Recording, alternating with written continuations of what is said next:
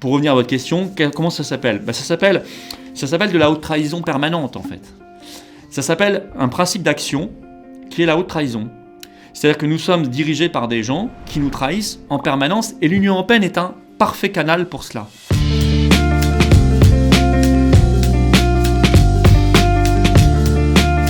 Florent Philippot, bonjour. Bonjour. Bienvenue sur OVA+. Vous êtes venu il y a quelques semaines déjà dans notre émission Le Direct et on vous reçoit aujourd'hui pour un grand entretien. Et vous venez notamment présenter votre petit livre, Crise, qui revient, comme son nom l'indique, sur les différentes crises que la France rencontre. On y reviendra au cours de cet entretien, qui va brosser toute une palette de sujets d'actualité. Alors on va commencer avec la crise liée à l'immigration. Et j'aimerais qu'on parle brièvement de l'affaire Grégoire de Fournas, qui a agité la sphère politique pendant quelques semaines, avant d'embrayer sur l'Ocean Viking. Je vous sais très tatillon sur les mots, sur les manipulations, les propagandes. Alors, cette phrase « qu'il retourne en Afrique », quelques mots qui ont mis le feu aux poudres d'une grande manipulation médiatique. Comment vous avez analysé cette séquence ? Moi, je l'ai analysé en spectateur. D'abord, j'ai essayé de savoir ce qui a vraiment été dit, parce qu'effectivement, c'est pas du tout la même chose que de s'adresser à son collègue noir de surcroît en lui disant « retourne en Afrique », ce qui aurait été absolument inadmissible, que de rentrer dans un propos politique sur des bateaux de migrants en disant qu'il retourne en Afrique. Je pense qu'a priori, c'est cette version-là qui a été retenue, puisque c'est celle qui est sur le PV, et les sanctions, la sanction qu'il a subie, qui est lourde, qui est la plus lourde possible en fait à l'Assemblée nationale, ne l'accuse pas de propos racistes, mais du tumulte qui a été créé par ces propos. Sauf qu'il n'est pas responsable du tumulte. Le tumulte a été créé par l'agitation des députés insoumis qui savent le faire, qui savent très bien faire ça, qui savent très bien orchestrer un tumulte. Bon, ce que j'ai à dire sur le sujet, moi je pense que malgré tout que l'Assemblée nationale c'est pas le bistrot du coin. Donc le fait d'intervenir comme ça en plein milieu d'une phrase en qui retourne en Afrique, je suis pas sûr que ce soit tout à fait au niveau, tout à fait entre nous. Je pense que on doit avoir des propos plus argumentés, plus pesés, plus fins. Et là-dessus, je pense qu'il a donné un peu le bâton pour se faire battre, tout à fait honnêtement. Après, le reste, c'est une orchestration, c'est une manipulation. C'est ressortir les violons traditionnels des SOS Racisme, les manifs qu'ils ont fait, qu'ils ne cessent de faire d'ailleurs depuis. Il y avait encore une manif là avec SOS Racisme, Mélenchon, tout le monde. Bon, ça on connaît très bien leur sujet. Quand ils n'ont plus grand-chose à dire, ils retournent sur cette vieille ancienne du combat antiraciste, diviser pour régner, faire de la diversion, victimiser, etc. Bon, je pense que ça ne marche plus très bien tout ça. Je pense que ça fatigue tout le monde. Et dans tous les cas, ça n'est pas au niveau, si vous voulez. Il y a tels enjeux dans notre pays qu'on attendrait de l'Assemblée nationale qu'elle s'en saisisse et qu'elle les traite sérieusement. Et malheureusement, on a plutôt l'impression d'assister à la foire, au spectacle et au cirque qu'à une assemblée digne de ce nom, surtout quand l'opposition est majoritaire. C'est quand même ça qui est extrêmement dommage. On a une opposition majoritaire depuis le 19 juin dernier, et elle n'est pas foutue de se mettre d'accord pour dégager ce gouvernement. Moi, c'est ça qui m'horripile, si vous voulez. Quand on voit la gravité de la situation, je leur demanderais d'abord de se mettre un tout petit peu d'accord. Mais là, le problème, c'est que... on a vu, excusez-moi de vous interrompre, on est loin. Mais on a vu le Rassemblement National, justement, qui a voté les motions de censure déposées par la NUPES. Et il y a des gens de la NUPES qui ont dit « Non, s'il vous plaît, ne signez pas cette motion de censure ». Donc, ils sont même pas sérieux dans leur volonté de renverser le gouvernement. Non, mais je salue l'évolution du RN qui va dans le bon sens. Le 11 juillet, lors de la première motion de censure déposée par la NUP, le RN refusait de la voter. Il ne l'avait pas votée. Nous, d'ailleurs, on était en manif devant l'Assemblée nationale en disant « Votez-la ». Bon. Et en disant l'inverse aussi. Si c'est RN qui dépose, la NUP doit la voter. Le RN, depuis, a revu sa doctrine, probablement sous pression des gens qui leur écrivent beaucoup et des électeurs, etc. Et c'est très bien, ça prouve que ça marche. Et maintenant, ils les votent. Tant mieux. Et j'espère que cet incident de Fournas ne remettra pas en cause ce bon réflexe. LR, je mets de côté, de toute façon, eux, ils votent rien. Eux, ils votent quasiment systématiquement avec les macronistes. Ils ne votent aucune motion de censure, même s'ils nous ont promis qu'un jour, ils allaient en déposer une. Et probablement que c'est la seule qui pourrait fonctionner, en réalité. Parce que si LR dépose une motion de censure, alors que feront RN et NUP? Je pense qu'ils seraient obligés de la voter. C'est peut-être la seule qui aurait une chance de passer. Mais probablement qu'elle n'est pas pour demain. C'est ça le petit problème.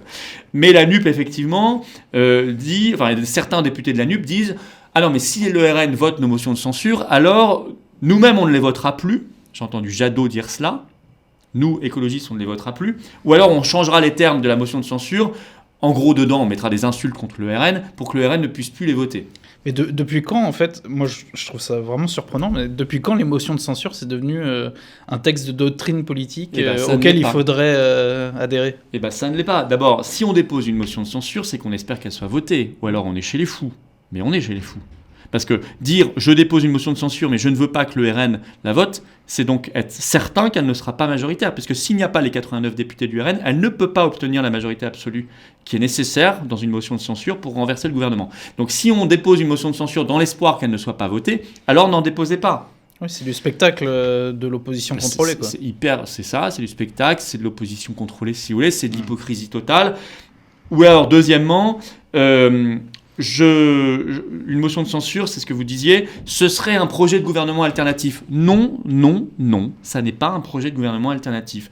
Comme son nom l'indique, la Constitution dit qu'une motion de censure, c'est juste une censure du gouvernement. Ça n'est pas un projet de gouvernement alternatif. Les oppositions qui la votent ensemble n'ont absolument pas l'obligation de déposer un projet de gouvernement alternatif. Alors que le gouvernement fasse croire cela, à la limite, c'est son petit jeu pour essayer d'y échapper. On ne peut même pas lui en vouloir, ça fait partie du jeu politicien. Par contre, que certaines oppositions rentrent dans ce narratif mensonger, c'est gravissime. Il faut dire la vérité aux Français. Une motion de censure, c'est juste une censure. Donc il faut la voter. Enfin, si on estime qu'il n'y a pas suffisamment de motifs pour voter la censure, je ne sais pas ce qu'il leur faut. Ils veulent la guerre, ils veulent les rationnements, ils veulent le passe carbone, ils accueillent l'océan Viking, ils vont démanteler EDF probablement, etc. Enfin, je veux dire, il y a 10 000 raisons de voter une motion de censure. Et peut-être qu'avec 10 000, je suis encore en dessous de la réalité. Après cette petite digression sur la motion de censure, je voudrais juste clore sur cette affaire d'Ocean Viking. La République En Marche a été complice des mensonges de LFI. Eux aussi, ils ont feint de s'indigner en disant que c'était des propos racistes, même si je vous retrouve sur le fait que c'était pas forcément la remarque la plus fine, mais en tout cas, c'était pas un propos raciste. Et du coup, la République En Marche s'est retrouvée bien obligée d'accepter ce fameux bateau dont il était d'ailleurs question à l'Assemblée. Et que ce bateau débarque les migrants à bord dans le port de Toulon. Alors vous, comment est-ce que vous analysez cette séquence? Et il y a notamment la fameuse phrase de Darmanin sur le devoir d'humanité d'accueillir ces personnes. Darmanin nous parle du devoir d'humanité d'accueillir ces 234 migrants le jour où on apprend, ou le lendemain, on apprend qu'une femme de 77 ans est morte dans un hôpital français parce qu'elle était affamée. Elle n'était pas nourrie. Où on apprend qu'il y a des gamins qui vont à l'école par 11 degrés. Où il y a des SDF français qui meurent sous une tente, si vous voulez. Donc, si vous voulez, le devoir d'humanité, malheureusement, c'est une vaste blague. Il n'y a pas de... Monsieur Darmanin et ce gouvernement ne respectent aucun devoir d'humanité par rapport à leur propre peuple. Ce qui est d'abord ce qu'on leur demande. Parce qu'un devoir d'humanité avec 8 milliards de terriens, on est 8 milliards depuis aujourd'hui, paraît-il, c'est impossible. La France n'en a pas les moyens. Donc il faut déjà appliquer ce devoir d'humanité avec ceux avec qui on doit le faire, à qui on a le devoir de le faire, c'est-à-dire notre peuple, comme tous les peuples du monde. Bon, ce n'est pas ce qu'on fait. Nous avons cédé face à ces ONG. C'est tout. C'est simplement ça. Ce qui n'avait pas été le cas avec l'Aquarius en 2018, que Macron avait refusé. On a cédé. Bon, comme a dit Collomb, on a ouvert une brèche, probablement. Ces ONG, moi je veux dire la vérité sur ces ONG, elles sont en lien, il y a des rapports de la justice italienne, c'est pas des trucs délirants, c'est 3 ans de travail, il y a un procureur italien qui a travaillé, son rapport a été publié, alors pas dans la presse française, mais vous allez voir Le Temps, qui est un grand journal suisse, il a publié toute une enquête là-dessus. Ces ONG sont très souvent en rapport avec les passeurs, qui sont des filières criminelles. En fait, les passeurs, pour expliquer, ils s'éloignent des côtes de 50 km, quelque chose comme ça. Puis ils rentrent en contact avec ces bateaux-là. Et ensuite, les migrants sont pris en charge par Voilà, cette ONG. et ils ne sont pas ramenés, comme le dit le droit international de la mer, vers le port le plus sûr, parce que sinon on pourrait aller facilement en Tunisie, vers des ports plus proches, etc. Ils sont ramenés systématiquement vers des côtes des pays européens, Grèce, Malte, Italie, beaucoup Italie bien sûr, maintenant France ou Espagne. Ce sont des réseaux de traite d'êtres humains. Je ne dis pas que tous les bénévoles de ces ONG ont ça, certains sont probablement de bonne foi, pensent faire de l'humanitaire, mais je dis que si on creuse le sujet, qu'on regarde les mafias et les passeurs à l'origine de ce système, c'est de la traite d'êtres humains. Voilà, c'est du pognon, c'est du fric, ça n'a rien d'humanitaire, c'est même l'inverse de l'humanitaire, parce qu'on va faire prendre un risque considérable à ces migrants-là. 3300 morts dans la Méditerranée, je le rappelle, en 2021. Derrière cela, donc il faut étudier les liens de ces ONG, il faut étudier leur financement. Alors vous avez une partie, il n'y a pas que lui, Soros, etc. Les villes françaises aussi financent... Oui, alors vous avez quelques milliardaires, soi-disant, que les médias présentent comme philanthropes, qui ont fait un agenda politique, qui est très mondialiste, qui est très immigrationniste. Vous avez des collectivités locales françaises, ville de Paris, ville de Lyon, etc., ce qui est un scandale, qui financent... Pourquoi financent-elles cela ? Pourquoi ? Quel besoin de financer cela pour organiser une porte de la chapelle ? On trouve que c'est bien, c'est le modèle ça ? D'entasser des gens dans les ordures, sous des ponts, dans des tentes qu'on va démanteler tous les 3 mois pour rien, comme on vide l'océan avec une petite cuillère. Enfin, on trouve que c'est ça l'humanitaire, l'humain, le devoir d'humanité. Mais moi, je ne suis pas d'accord sur tout cela. Je pense que le devoir d'humanité, vous voyez, ce serait de commencer par arrêter les guerres qui créent cela. Parce que la Libye, ça ne vient pas de nulle part. La Libye, c'est qu'en 2011, M. Sarkozy, aidé par les Américains, l'OTAN, BHL, etc., a bombardé, détruit ce pays, et que depuis, on en paye le prix lourd, le prix fort.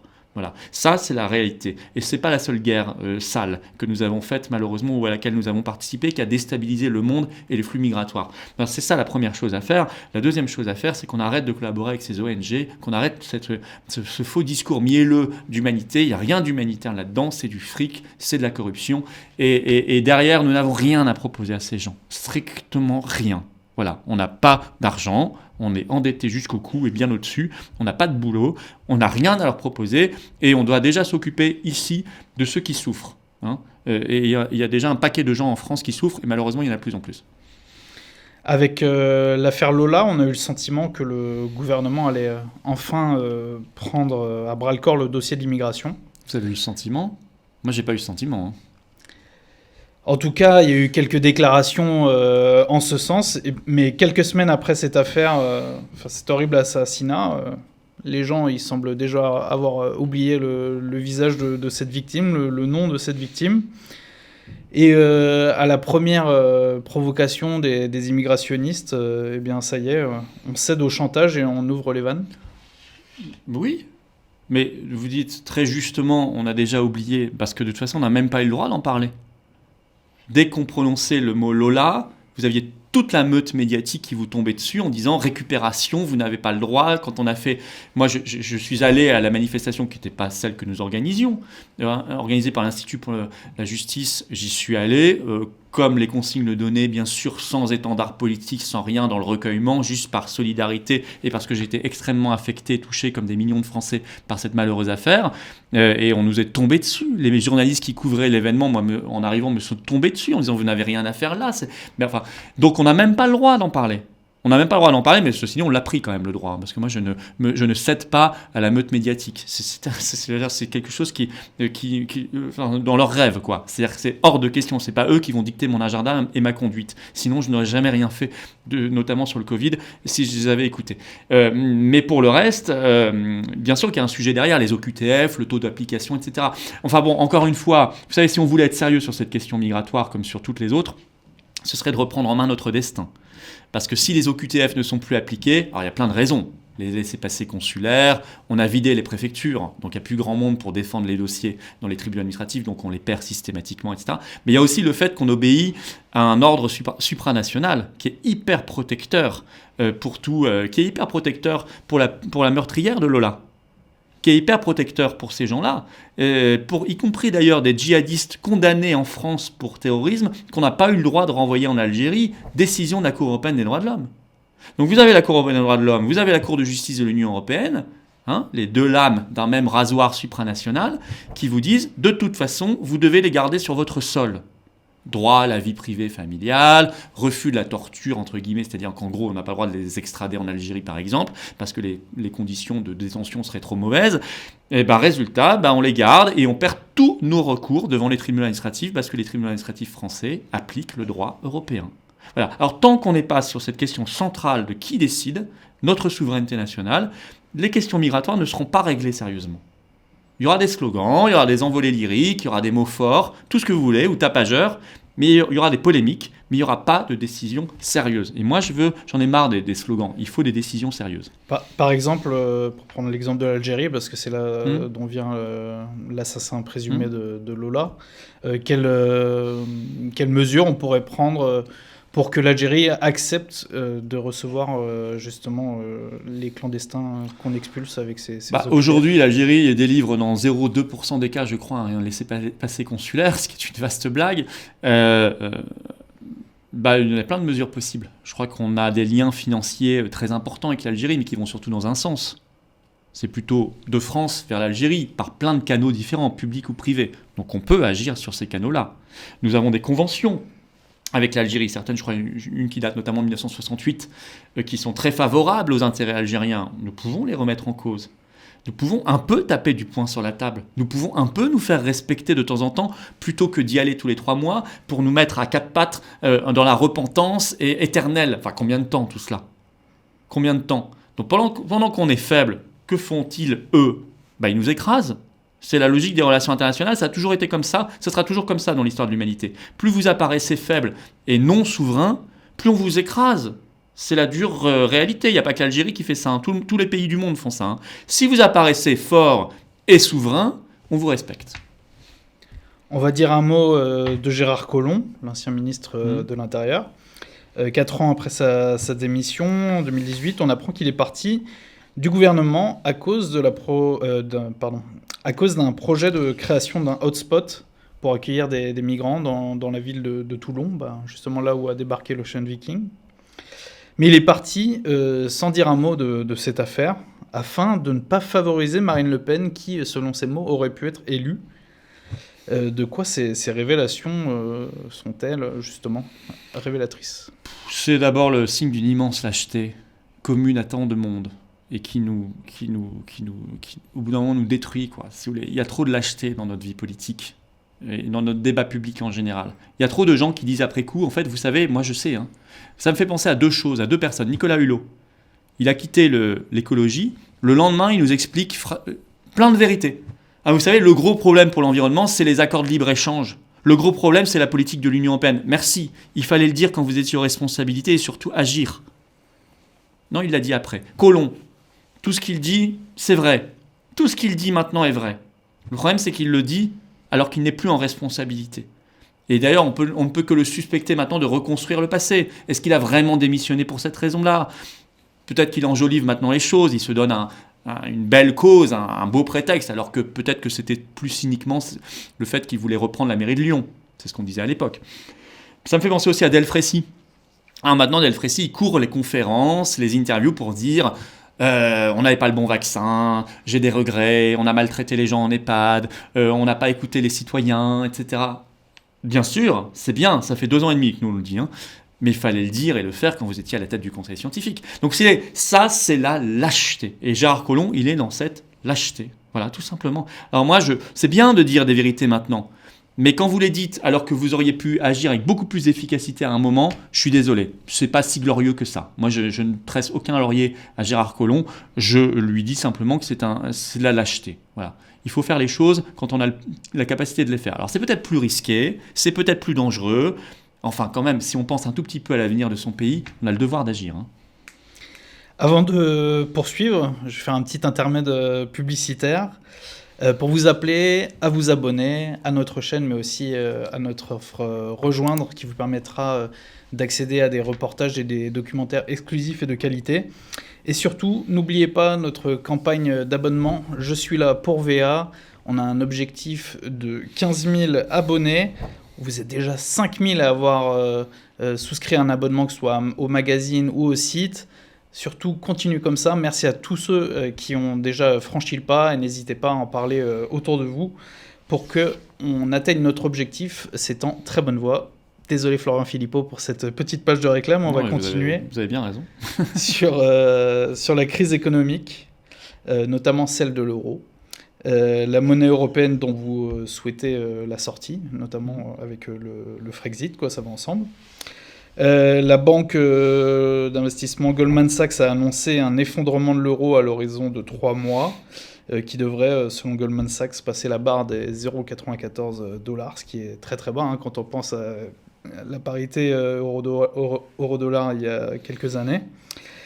Bon, ces derniers temps, l'euro s'est un peu redressé, mais au vu des perspectives économiques dans l'Union européenne, que risque-t-il d'arriver pour cette monnaie européenne ? Il risque de lui arriver... Il y a 2 scénarios possibles. L'euro, à la base, n'est de toute façon pas fondé et n'est pas viable. C'est une monnaie, on le sait depuis le début, des économistes sérieux le disent depuis le début, ça n'est pas viable parce que nous sommes dans une zone trop hétérogène. On ne peut pas avoir la même monnaie, le même taux d'intérêt, la même politique monétaire pour cette zone-là. Et puis, se sont greffés plein de problèmes. C'est-à-dire que les peuples se sont rendus compte progressivement que quand vous gériez pas votre monnaie, vous n'étiez tout simplement pas libre. Qui tient la monnaie tient l'État. Si vous voulez, il y a un problème purement économique et il y a un problème politique, au sens noble du terme. C'est-à-dire que vous n'êtes plus du tout un pays et un peuple souverain si vous ne gérez pas votre monnaie, parce que ça a un impact sur plein de politiques. Donc tout ça, ça fait 20 ans que progressivement les idées quand même maturent, que certains de plus en plus écrivent sur le sujet. Alors soit l'euro meurt parce qu'il doit mourir depuis le début. Comme toutes les monnaies plurinationales dans l'histoire de l'humanité sont toujours mortes. Toutes, sans exception. Il n'y a pas une exception contraire. Donc, et on l'accepte de manière pragmatique, et même on l'anticipe, on l'organise. Par exemple, la France, l'Italie, qui sont assez homogènes pour le coup, eux ou elles, pourraient sortir le même jour. Vous voyez, ça serait pragmatique. Mais est-ce qu'on a à la tête de nos pays des gens pragmatiques ? Moi, je pense qu'on a des fous furieux idéologues, donc je crains que cette voie-là soit compliquée. La deuxième voie, c'est qu'on s'acharne, comme on l'a fait en fait depuis peut-être 10 ans. On le met sous respirateur artificiel, on continue à injecter de l'argent, c'est l'économie au service de la monnaie. Alors que ça devrait être la monnaie au service de l'économie. Mais c'est ce qu'on fait depuis des années, et donc on continue de comprimer les salaires, de payer de plus en plus, de s'endetter, etc., juste pour maintenir ce symbole, cette vache sacrée idéologique. Là, on ne parle plus d'économie, on parle vraiment d'idéologie, de religion. C'est ce qu'on fait, c'est ce qu'avec des Macron, etc., on risque de faire. Alors peut-être que la clé s'appelle l'Allemagne, en fait. Moi, je crois de plus en plus que la clé s'appellera l'Allemagne, c'est-à-dire que l'Allemagne, elle, ne semble pas avoir renoncé à son intérêt national, même de moins en moins. Scholz ne cesse de parler de l'Allemagne. Bon. Et donc, à un moment, c'est peut-être l'Allemagne qui va se dire « mais nous, on en a marre de payer, quoi. » Et on en a marre de ne plus être souverain parce qu'il y a cette monnaie, etc. Et donc, c'est nous qui allons mettre à terre l'euro. Et peut-être que la libération, en réalité, de ce point de vue-là, viendra de l'Allemagne. Ce qui est malheureux, c'est qu'on la subira, alors qu'on aurait pu l'organiser depuis bien longtemps. Enfin, dans tous les cas, cette crise, l'accélération de la crise que nous sommes en train de vivre, inflation, récession, crise géopolitique, avec des gouvernements aussi qui changent, comme en Italie, par exemple, je pense que ça accélère le processus et que nous avons intérêt à nous préparer à une nouvelle monnaie nationale. Alors hier, je lisais un article absolument passionnant qui était publié sur le site du média économique La Tribune. En fait, il publie en 5 parties des articles qui viennent d'un collectif d'économistes qui s'appelle le collectif Mars.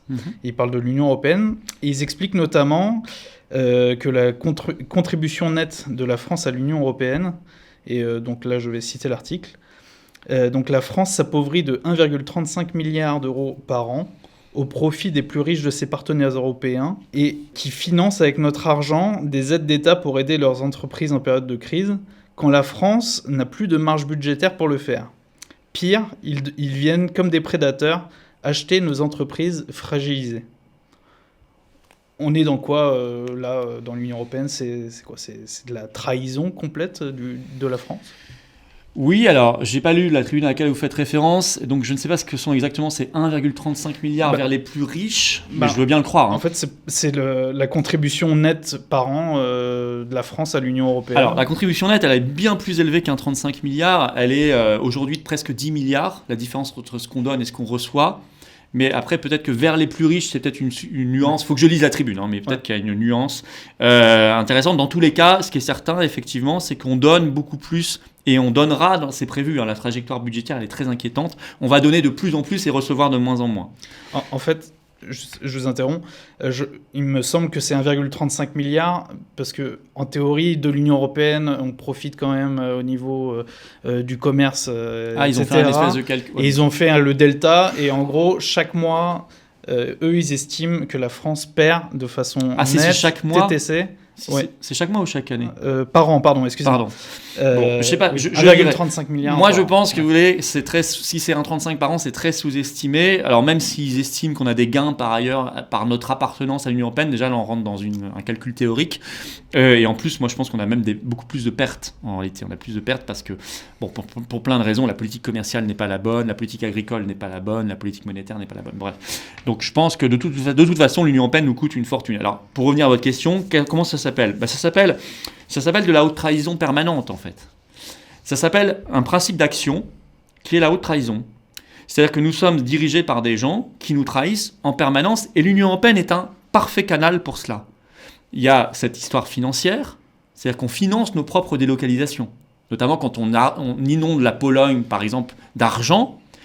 Non seulement on enrichit la Pologne, on s'appauvrit nous, mais la Pologne va en profiter pour construire de meilleures routes, de meilleures autoroutes, de meilleurs systèmes énergétiques, etc. Et donc, elle va attirer nos entreprises, les délocalisations. Donc, en fait, on se tire 2 fois une balle dans le pied. On perd de l'argent et en plus, on en perd ensuite parce qu'on perd des usines qui vont là-bas, ou des emplois. L'Union européenne, c'est un parfait vecteur de haute trahison. Nous avons des dirigeants qui, aujourd'hui, sur tous les sujets, prennent le revers de l'intérêt national et en font une politique de gouvernement. Par exemple, sur l'Europe, toujours les coopérations militaires. L'Allemagne ne cesse de nous cracher à la figure en disant, mais ils nous font de plus en plus clairement comprendre qu'ils ne veulent pas travailler avec nous. Nous, le SCAF, donc l'avion de combat du futur, on n'en veut pas. Le Bundestag ne cesse de retarder les choses, etc. Le char franco-allemand, ils viennent de le remettre en cause. On n'en veut pas non plus. Et ils nous le prouvent tellement qu'ils achètent américains, des F-35, etc., du matériel militaire américain. Ils nous prennent les moteurs d'Ariane 6 qui étaient construits en France, qui sont maintenant en Allemagne, et ensuite ils nous disent on va développer notre propre, on va arrêter avec Kourou en Guyane, et on va développer notre propre système de lanceurs allemand. Je ne peux pas les blâmer pour ça. Ils ont une stratégie nationale qui consiste en partie à nous écraser ou à nous piquer des technologies. Mais nous, on continue. Nous, on a le ministre des Armées et Macron qui continue de dire, pas plus tard qu'il y a quelques jours, non, ça se fera, le SCAF se fera, le char se fera. Enfin, écoutez, il se fera à quel prix ? Au prix qu'on ait tout donné ? Qu'on ait fait disparaître Dassault, qu'Airbus soit définitivement 100% allemand, alors que je rappelle que quand on a créé Airbus dans les années 70, c'était à 80% français, hein. C'était l'aérospatial, hein. C'est l'aéropostale, c'était 80% français. Nous avons tout cédé, mais on continue. Joyeusement. L'Allemagne nous dit on va faire un fonds de 100 milliards d'euros pour notre armée, et nous, rien. Le Royaume-Uni d'ailleurs au passage, pareil, 100 milliards d'euros. Nous, rien. Systématiquement sur tous les sujets, Macron vient de déclarer, c'est un autre sujet, mais enfin c'est quand même très lié, il faut que la France redouble d'efforts pour aider les Ukrainiens à passer l'hiver. Mais on va donc continuer de donner de l'argent à ce régime, alors que les Français ne savent même pas, eux, comment ils vont passer l'hiver. Et puis même, vous parliez... C'est la haute trahison permanente. Et moi, je le dis clairement, on n'a jamais été autant trahi par nos dirigeants que sous Macron. Mais c'était déjà pas mal avant, hein. N'idéalisons pas ce qu'il y avait avant. Enfin, là, c'est devenu industriel. C'est permanent, c'est systématique. Donc, c'est lié à quoi ? À un système idéologique, bien sûr. À un vaste système de corruption, c'est tout à fait probable. Je n'ai jamais oublié les mots de Marlex, le député qui a parlé sur l'affaire Alstom d'un pacte de corruption. Il y a une enquête d'ailleurs pénale en cours. À mon avis, il y en a plusieurs des pactes de corruption, il n'y en a pas que sur Alstom, hein. Vous avez mentionné les 100 milliards d'euros que l'Allemagne allait investir dans son armée, et puis l'aide que la France apporte à l'Ukraine, que ce soit au niveau militaire. Je ne sais pas si vous avez vu cet article de Mediapart qui parle des exercices militaires auxquels la France participait en Roumanie, où les soldats n'étaient pas équipés pour résister au froid, ils n'avaient même pas suffisamment de rations pour manger à leur faim, etc. La France, elle pense un jour peut-être au moins se donner les moyens de ses ambitions au niveau de sa propre armée ou... Il faut aider les Ukrainiens à passer l'hiver. Donc vous ne pouvez pas demander à Macron de s'occuper des soldats français. Il doit déjà s'occuper des soldats ukrainiens, c'est déjà pas mal. Non, si vous voulez, cet article, je l'ai lu, et le titre, je crois, c'est « Nous avons faim et froid ». Ça fait mal au cœur, hein. Des soldats français qui, effectivement, on lisait l'article, c'était dramatique. Ils ont un crouton de pain par jour, avec on se croirait, je ne sais même pas à quelle époque. Je ne sais même pas à quelle époque on a si maltraité nos soldats. À la retraite de Russie, peut-être. Peut-être, et c'était pas volontaire. Et puis, en plus, d'abord, c'est indigne. Et ensuite, c'est cet exercice de l'OTAN, parce qu'en fait, la France a participé à un exercice de l'OTAN, autre structure dont il faudrait qu'on devrait s'en défaire, est censé impressionner les Russes. C'est ça, hein, c'est pour ça qu'on envoie des soldats en Roumanie, pour impressionner les Russes.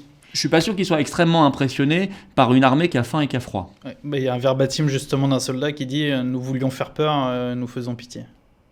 Oui, c'est ça. L'article. Ouais. Oui, c'est ça, c'est exactement ça. On est censé faire peur, on fait pitié. C'est bien triste en tout cas pour nos soldats à qui, bien sûr, nous pensons. Bien sûr. On retourne sur l'économie. Un mot notamment sur l'inflation.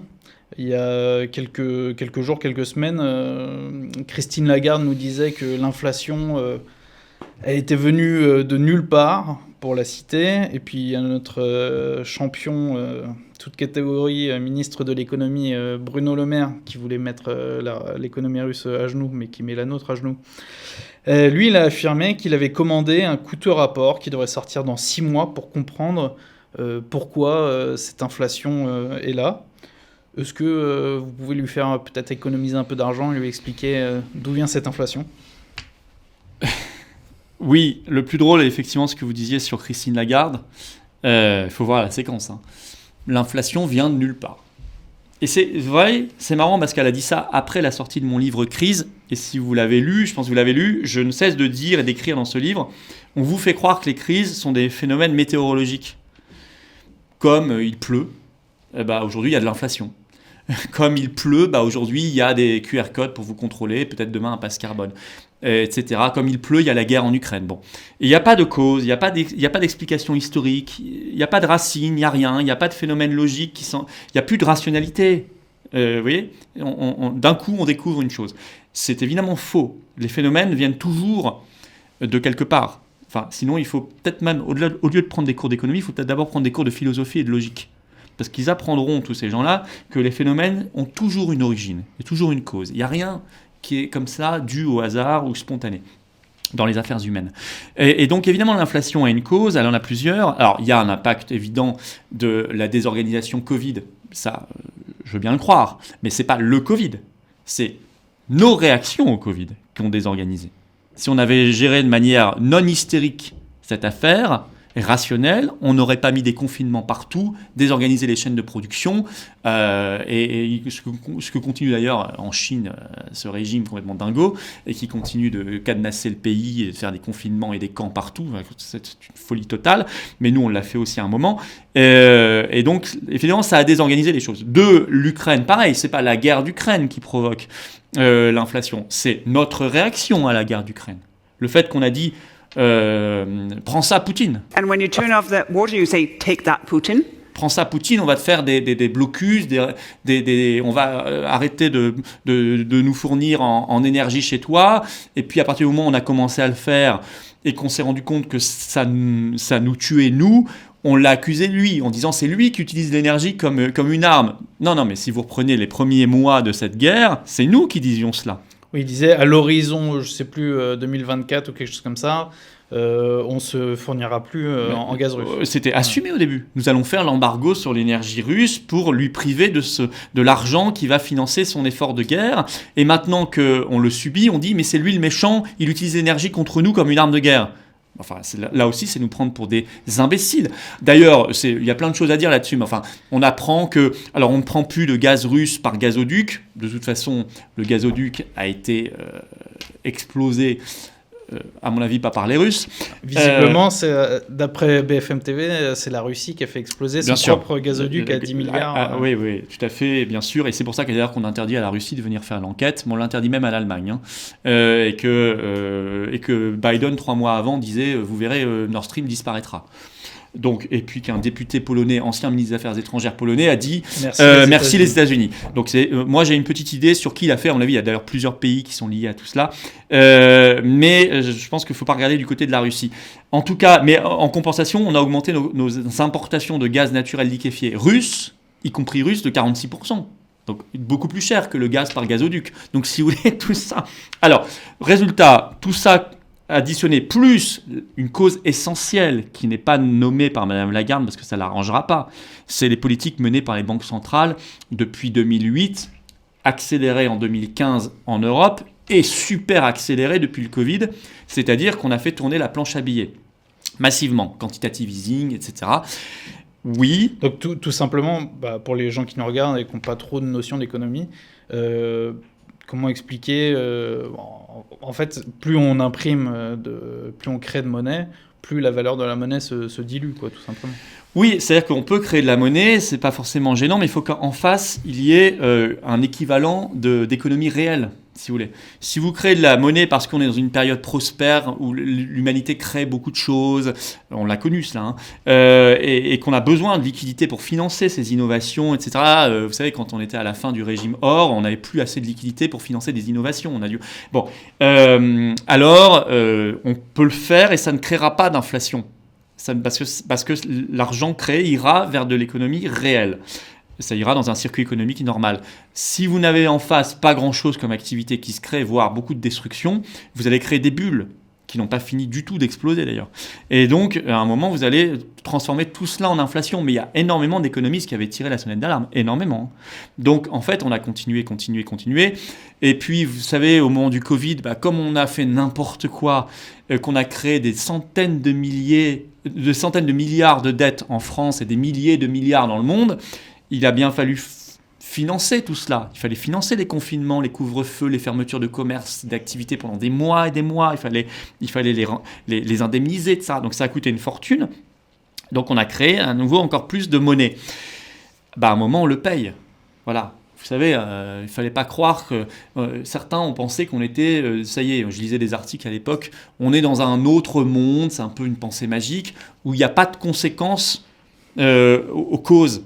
Ce que vient de dire un peu Madame Lagarde, ça vient de nulle part. Oui, il n'y a pas de conséquences aux actions qu'on mène. Mais si, il y a toujours un moment une conséquence. Toujours. Ça y est, on est en train de la payer. Alors, un peu d'inflation, c'est pas forcément mauvais. Vous savez, on peut vivre avec de l'inflation. On a vécu avec de l'inflation pendant les 30 Glorieuses.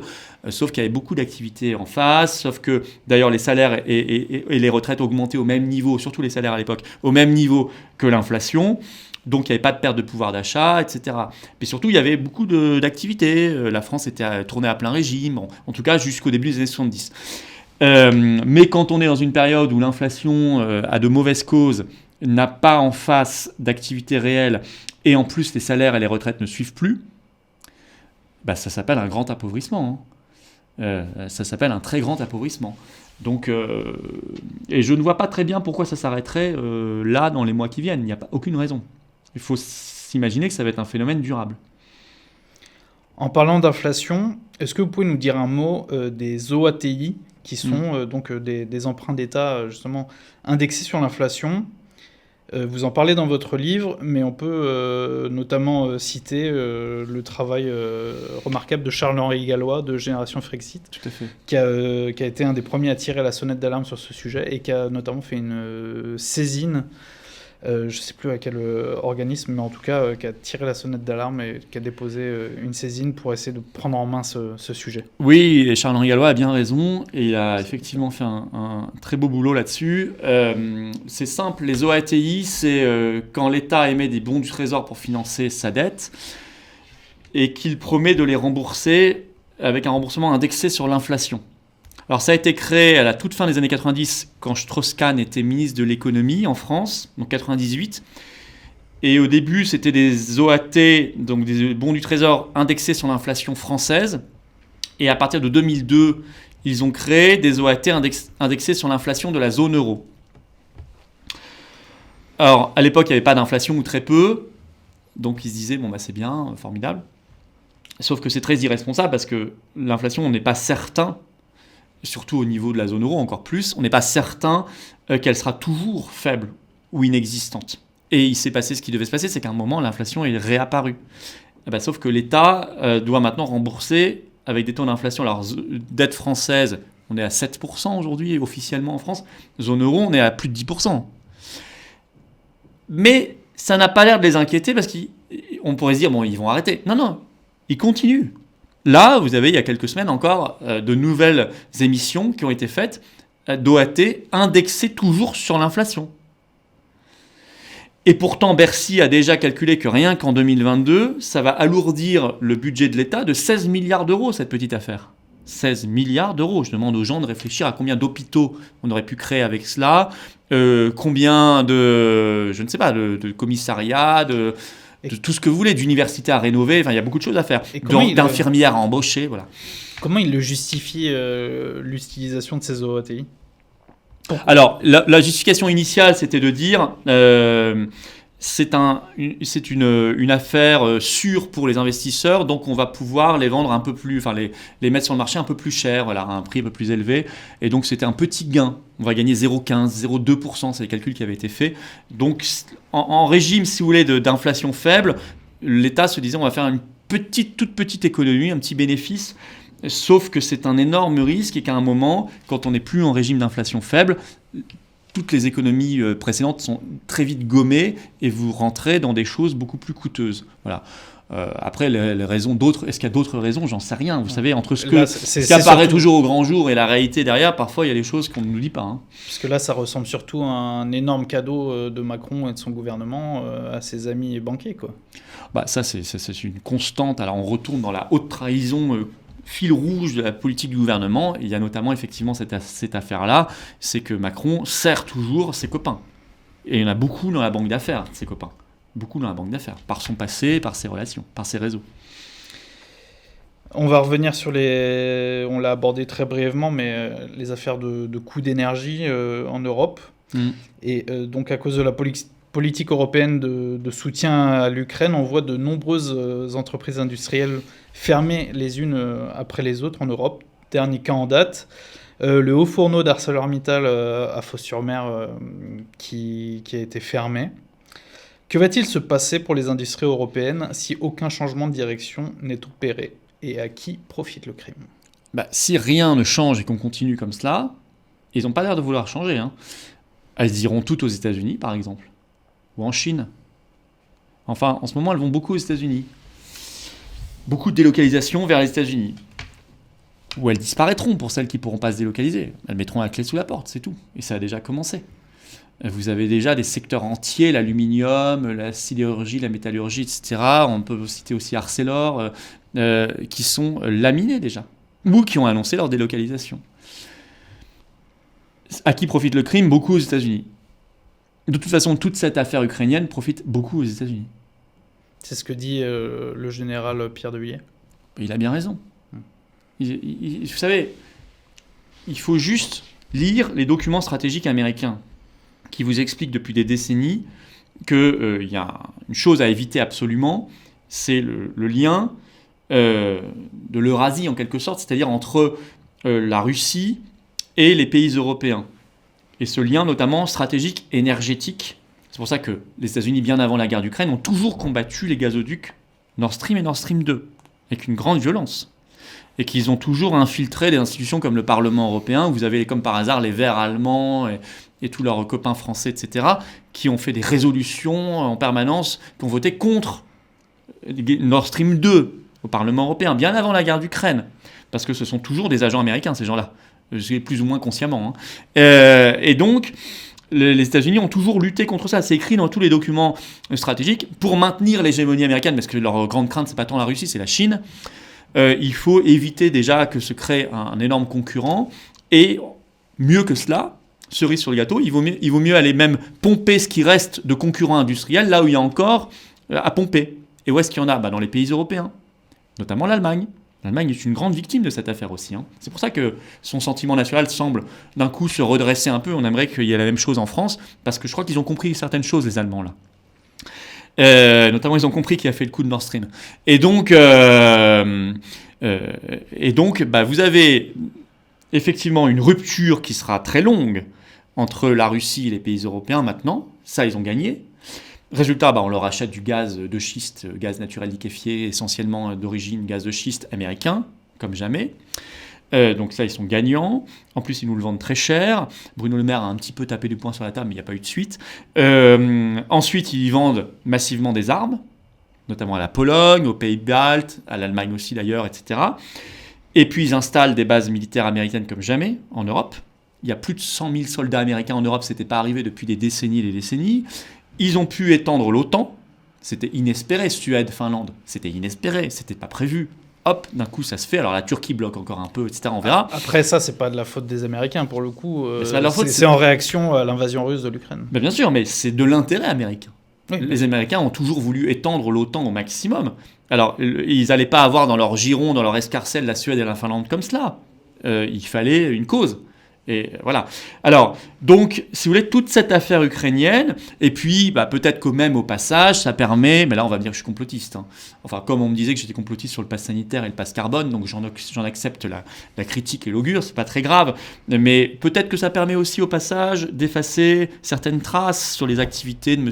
Hunter Biden en Ukraine, ou de labos américains, etc., parce qu'il y a des choses problématiques, ou FTX, vous savez, la plateforme qui vient de faire faillite, là, de crypto-monnaie, qui était le deuxième, dont le fondateur était le deuxième plus gros donateur du parti de M. Biden, du parti démocrate. Mais enfin là, on va dire non, tout ça, vous nagez en eau trouble. Soros. Après Soros, c'est vrai. Ouais. Vous nagez en eau trouble, vous n'avez pas le droit, c'est complotiste et tout. Moi, je dis pas que c'est complotiste ou quelque chose, je dis simplement que ça mérite d'être investigué et enquêté. Je suis pas le seul à le dire. Vous savez, le Parti républicain américain dit qu'il lancerait des enquêtes sur tout cela. Alors, ils ont obtenu la Chambre des représentants, ils n'ont pas gagné le Sénat, malheureusement. Donc, je ne sais pas s'ils auront les moyens de mener leurs enquêtes jusqu'au bout. Enfin, en tout cas, ils ont annoncé les enquêtes parlementaires officielles américaines là-dessus. Et vous savez, les enquêtes parlementaires américaines, elles sont un chouïa plus dures et exigeantes que nos gentilles enquêtes parlementaires françaises. Oui. Et ils ont bien raison, d'ailleurs. On se souvient notamment de l'affaire Benalla. Finalement, il y a plein de choses qui sont passées sous le tapis. C'était un sketch. Donc on a parlé des entreprises et au niveau des États, etc., concernant les conséquences de la hausse des prix de l'énergie. Et ma question, c'est aussi pour les particuliers, comment ça va se passer. EDF annonce déjà des coupures d'énergie. Il y a une hausse des prix de l'électricité, même si les tarifs sont régulés pour la plupart des consommateurs. Et sans même parler des prix du gaz domestique. Oui, alors les tarifs régulés, vous savez, c'est fini le 1er juillet 2023. Ça, personne ne le dit. C'est interdit par le droit européen à partir du 1er juillet 2023. Donc il nous reste quelques mois. On verra bien ensuite comment on fera. Monsieur le maire, pour l'instant, on n'en parle pas. Vous m'apprenez quelque chose. Et oui, et moi j'ai regardé tout ça. Donc tarif réglementé, c'est fini par le droit européen à partir du 1er juillet prochain. Pour l'instant, on y est encore, heureusement. Quoique, on le réglemente, mais en fait, on crée de la dette à côté. Bon. C'est vrai. C'est une autre manière de faire. Là, on subit ces sanctions anti-russes, qui sont stupides, qui ne servent absolument pas à la paix, qui ne mettent que de l'huile sur le feu et qui en plus se retournent contre nous. Mais on subit aussi la destruction du service public énergétique français par les directives européennes de libéralisation. La première date de 1996. On s'est dit, ça marche bien, il va falloir tout casser. Donc on a créé des concurrents parasites qui ne produisent pas 1 kWh d'électricité, il faut toujours le rappeler. C'est EDF qui produit. Ouais. Mais ensuite, il est obligé de vendre à bas coût à des intermédiaires qui s'en mettent plein la poche, ce que j'appelle des parasites, et qui vous revendent plus cher. À quoi ça sert ? C'est pas ce que j'appelle la concurrence. Moi, je suis attaché à la concurrence. Mais quand elle est réelle, quand on est entre des gens qui font le même métier et qui sont obligés de baisser les prix pour exister, ça c'est sain. Dans plein de marchés, c'est sain la concurrence. Là, ça n'a aucune raison d'exister. Bon, on l'a fait. Parce qu'il y a l'Union européenne. On n'a pas investi dans le nucléaire. Macron nous a même dit, les premières années de son mandat, on va même fermer 14 centrales.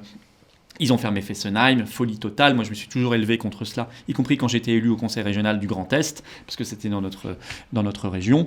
Mais on n'était pas écoutés. Et résultat, aujourd'hui, ils pleurnichent tous en disant on aurait dû.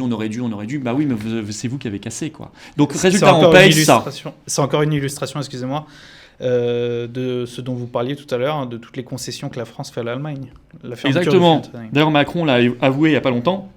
on a fermé les 2 réacteurs de Fessenheim parce qu'il y avait il a dit on devait être, on n'était pas aligné avec l'Allemagne. Je reprends son terme, c'est très macroniste. On n'était pas aligné avec l'Allemagne. Donc en fait, donc comme on n'est pas aligné, c'est à nous de céder comme d'habitude. Parce effectivement, c'est à la frontière. À ce rythme-là, si la France doit s'aligner avec tous ses frontaliers, elle fera plus grand-chose. Ça nous permet aussi de faire la transition sur la crise climatique.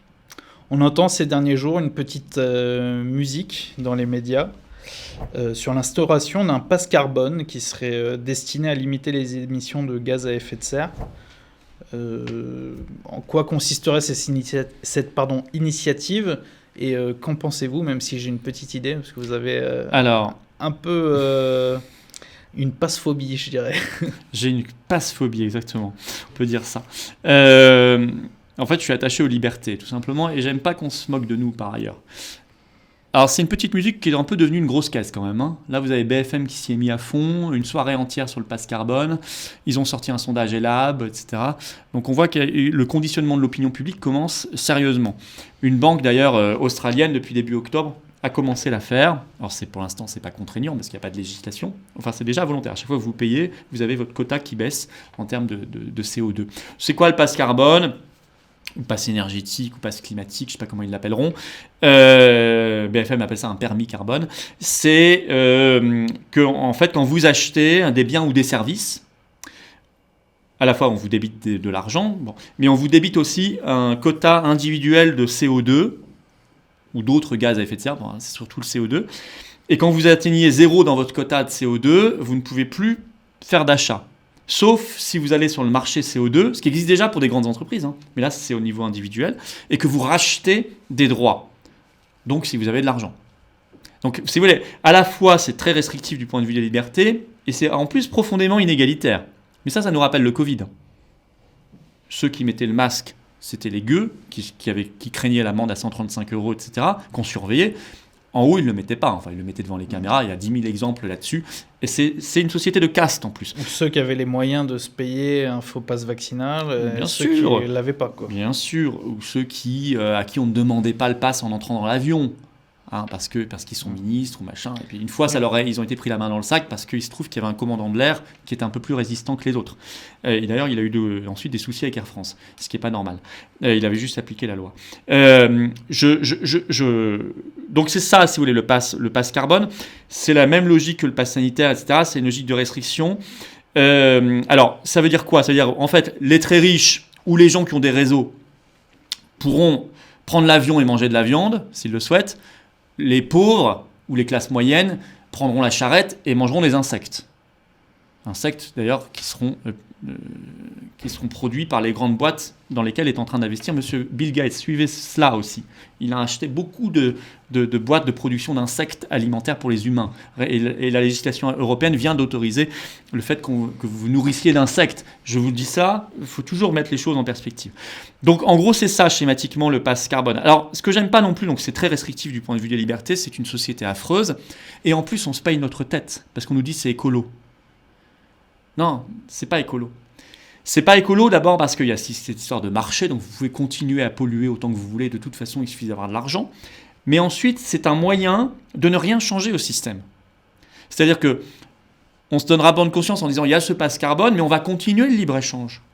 On va continuer les politiques menées, on va continuer même la plastification honteuse, s'il y a bien un sujet sur lequel on pourrait agir, c'est déplastifier les produits. Parce que ça, il n'y a pas que le réchauffement climatique, il faut arrêter avec ce délire. L'environnement, c'est pas que ça. C'est la faune, c'est la flore, c'est la pollution des océans, la pollution des terres, des sols, de l'air, etc., des eaux.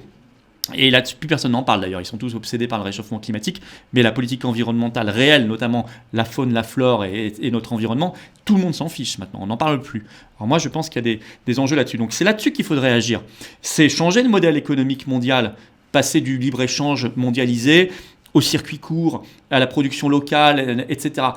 Mais c'est pas ce qui est prévu avec le pass carbone. Avec le pass carbone, c'est on continue comme avant, le système qui en enrichit quelques-uns et qui appauvrit le reste, mais on vous met un pass carbone. Vous les gueux, vous n'aurez plus le droit de prendre l'avion, plus jamais. vous avez eu les cibles qui ont été données. Hein. Là, chaque Français devra consommer par an 2 tonnes CO2, l'équivalent de 2 tonnes CO2. On est à 8 aujourd'hui en moyenne, c'est-à-dire le niveau d'un Indien aujourd'hui.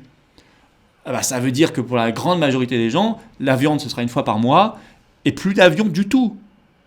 Il était même écrit dans cette analyse sortie par BFM que ça voulait dire aussi renoncer à jouer aux jeux vidéo, par exemple. Vous voyez, des choses comme ça. Mais pas pour tout le monde. Pas pour tout le monde, bien sûr. Donc, c'est une société horrible. Mais on en a eu un bel avant-goût avec le pass sanitaire et le pass vaccinal. C'est pour ça que moi, j'avais appelé au combat en disant ne croyez pas que c'est simplement un pass sanitaire sur le Covid.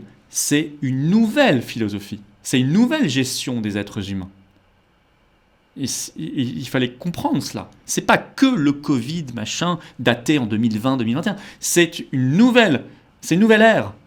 C'est pour ça que c'est de nouveaux principes qu'il faut combattre. C'est pour ça que c'était extrêmement important de se mobiliser et de continuer à se mobiliser.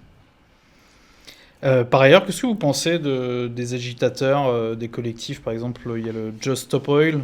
C'est ces militants qui vont dans des musées pour souiller des œuvres d'art, ou en tout cas mimer le fait de les souiller. Ou encore les jeunes français du collectif Dernière Rénovation qui bloquent régulièrement, par exemple, le périphérique au nom de l'écologie et du réchauffement climatique. J'en pense en tôle. Moi, je les mets 15 ans en tôle, ces gens-là. Œuvres d'art. Bloquer les autoroutes, etc. Il y a déjà des délits là-dessus. C'est peut-être pas 15 ans. Enfin, c'est inadmissible. En tout cas, les œuvres d'art, où parfois aussi ils souillent des monuments, etc. Et là, il n'y a pas de vitre. Hein. C'est pour moi d'abord complètement stupide et à 10 000 km de la cause qu'ils disent défendre. Donc je ne vois pas l'intérêt. Et Dieu merci, j'ai vu dans le sondage d'ailleurs Elab qui est sorti hier que l'immense majorité des Français sont contre ce type d'action. 2, alors ils nous disent oui mais on vise quand il y a une vitre. Oui, vous donnez l'exemple. Il y en a plein maintenant qui veulent tenter de faire cela et un jour vous verrez où ce sera jeté sur un tableau, il n'y aura pas de vitre. Ce sera juste une œuvre d'art. Et pourquoi je dis 15 ans de tôle ? Parce que c'est un crime contre, je vais employer un grand mot, un crime contre l'humanité, c'est-à-dire contre un patrimoine de l'humanité. Les œuvres d'art qui sont ciblées, c'est un patrimoine de l'humanité. Ils n'ont pas le droit, ces zozos-là, n'ont pas le droit de jouer avec cela. Ça ne leur appartient pas. C'est pas parce qu'ils sont incultes et qu'ils ne connaissent pas les œuvres, qu'ils s'y intéressent pas, que ça leur parle pas, qu'ils ont le droit de faire disparaître cela pour nous-mêmes et les générations qui viennent. C'est un patrimoine d'une richesse qu'on ne peut même pas mesurer. Si on supprime l'art, qu'est-ce qui nous reste ?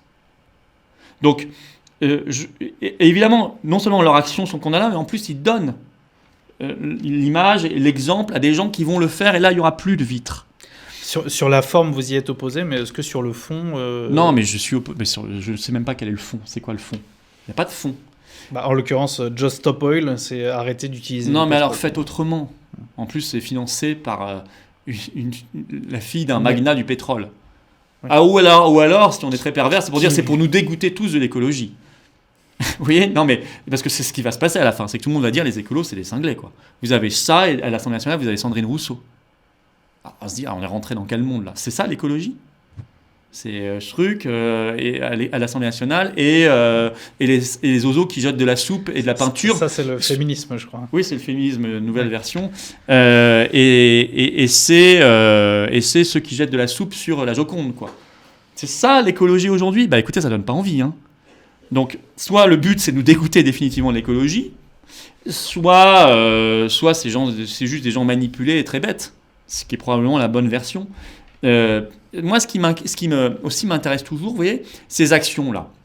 Chaque fois, elles sont bien filmées, l'angle de vue est parfait, vous avez déjà plein de journalistes autour, on voit jamais, sauf une fois au musée d'Orsay, ils ont pu éviter, Dieu merci, en amont, mais on voit jamais, si vous voulez, d'agents des musées qui se précipitent ou de la police qui se précipite tout de suite sur ces gens-là. Non, ils ont le temps de poser, fièrement, de répondre à des journalistes, etc. Donc on sent une espèce, et puis tout de suite, ça a une dépêche AFP, une dépêche Reuters, ça fait le tour du monde, et puis ils sont invités le soir, je les ai vus, invités le soir sur le plateau de BFM TV pour expliquer leurs gestes militants, et puis même dans les dépêches, on les appelle les militants écolos. C'est-à-dire les activistes écolos, on leur donne le droit de se choisir leur nom, ce qui nous est jamais autorisé. Hein. Moi, on m'a jamais écrit dans une dépêche AFP, le militant pour la liberté, Florian Philippot, a fait une manif anti-pass. Et vous, c'est plutôt le complotiste. Moi, c'est le complotiste d'extrême droite, machin. Mais ça, c'est important, vous savez, il faut regarder ces petits détails-là. Est-ce qu'on vous autorise à vous nommer comme vous le souhaitez, ou est-ce qu'on vous assigne un nom qui est diffamatoire ? C'est très important, ça. Et vous voyez où sont les causes subventionnées, idéologiquement, etc., et où sont les causes combattues réellement par le système. Donc là, c'est très couvert, c'est très bien traité, etc. Donc ça veut dire que c'est louche. Ça veut dire que c'est louche, ça veut dire que c'est bidon. Ça veut dire que derrière, il y a plein de fric et d'agences de com. Je compare avec nos manifs anti-pass, plein de monde, beaucoup plus de monde que 3 oiseaux devant une œuvre d'art, plein de monde, pas un journaliste. Enfin, je ne parle pas de la presse indépendante ou libre, mais je parle des grands médias, si vous voulez. Pas un journaliste, rien. Ou alors quand ils étaient là, parce que vraiment ils n'avaient pas le choix, par exemple à l'été 2021, c'était diffamation sur diffamation sur diffamation. Donc, et là je me dis, là on gêne. Vous voyez ? Mais ces trucs-là, ça gêne personne. Si ce n'est que ça va créer un drame. Et donc moi, 15 ans de tôle. Hein. Moi, je suis quelqu'un qui jette sur une œuvre d'art, pour moi c'est gravissime de faire ça. C'est gravissime. Ça leur ferait une bonne leçon. Ça leur ferait une excellente leçon. Connaissant le système judiciaire actuel, où on voit que même des personnes qui violent parfois ne vont pas en prison, je pense. Peut-être dans certains autres pays, on pourrait espérer cela, je ne sais pas, mais c'est vrai qu'en France, ça me paraît compliqué. Et puis en prison, attendez, moi je leur offre, ils pourraient se cultiver, on pourrait leur donner des livres d'art. Hein, ils pourraient apprendre un petit peu, plutôt que de faire des bêtises. Tout un projet. Pour conclure, on va parler un petit peu de la crise sanitaire. On va pas rentrer dans le débat des vaccins et tout, parce qu'on tient à notre chaîne YouTube. Déjà, vous avez raison. C'est très important. On en a beaucoup parlé aussi. Ouais. J'ai vu que vous étiez en pointe, notamment pour demander la réintégration des soignants suspendus. Votre mouvement politique, les Patriotes, ont mis en ligne une pétition pour demander leur réintégration. Plusieurs questions. Qu'en est-il dans d'autres pays occidentaux de ces soignants suspendus ? Et comment le gouvernement français justifie-t-il le maintien de l'exclusion de ce personnel ? Bien écoutez, on est dans quelques semaines le dernier pays au monde où ils seront suspendus. Soignants, on peut y ajouter des pompiers, quelques gendarmes aussi, militaires, personnel administratif, ne les oublions pas. Il reste la Grèce. Mais la Grèce, a priori, c'est pas encore très très clair, mais ça serait fini le 31 décembre, 1er janvier, peut-être même avant. La France, il n'y a pas de date. Et il y a surtout, de manière inquiétante, une réitération régulière des propos. Braun, ministre de la Santé, l'a redit récemment, pour nous dire que non, il est hors de question de les réintégrer. Et maintenant, il n'essaie même plus de justifier du point de vue sanitaire, parce qu'il n'y a aucun argument qui permet de le justifier. Ni sur la transmission, ni sur... Enfin, vous savez ça par cœur. Donc ça n'a aucun sens, ça n'en a jamais eu, mais on le sait maintenant de manière encore plus officielle. Non, maintenant, ils nous disent c'est l'exemple. C'est l'exemple. L'exemple de quoi ? D'abord, est-ce qu'on fonde une politique sanitaire sur l'exemple ? L'exemple moral ? Ça n'est pas pour moi une politique sanitaire, ça. Deuxièmement, ils nous disent les patients et les soignants n'en veulent pas. Faux. C'est faux. Vous avez des sondages en France qui montrent qu'une majorité de Français souhaitent la réintégration.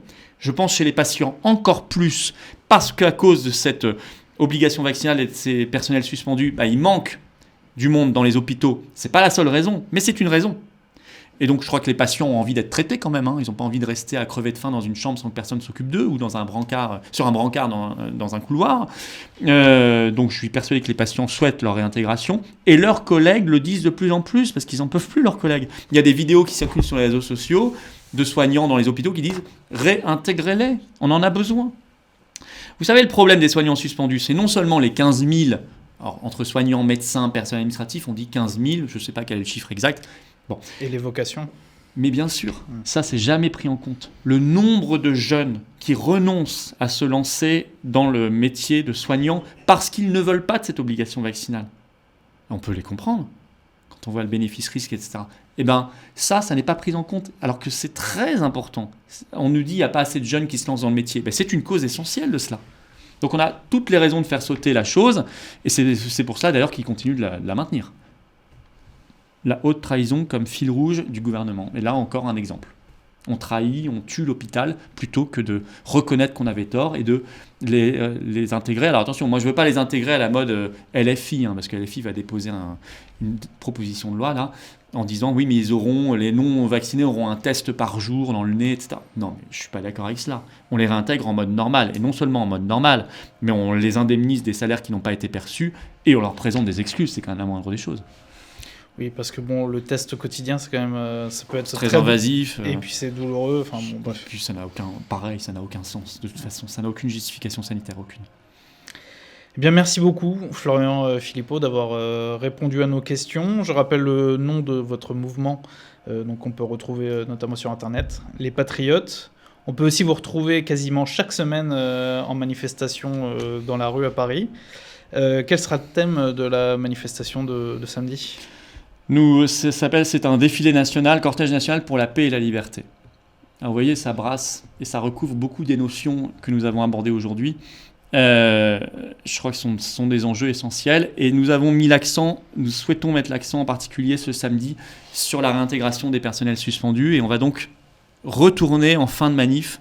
On part du Palais Royal, mais on va finir place Pierre-Laroque au ministère de la Santé, où nous n'étions pas allés depuis longtemps, justement parce qu'on ne veut pas être le dernier pays au monde à avoir nos personnels suspendus. Donc on va mettre l'accent en particulier sur cette affaire. Mais vous savez que dans nos manifs, en plus, il y a systématiquement depuis des mois et des mois un stand d'aide, de solidarité alimentaire, de produits d'hygiène, etc., pour ces personnels suspendus. Et je peux vous dire que malheureusement, ça marche. Malheureusement, il y a du monde, parce qu'ils sont vraiment dans une grande difficulté, et que le gouvernement s'en fiche complètement, quoi. Le devoir d'humanité, dont on parlait au début de l'entretien, là, je ne sais pas où il est. Là non plus, je ne sais pas où il est. Eh bien, merci beaucoup, Florian Philippot. Merci à vous.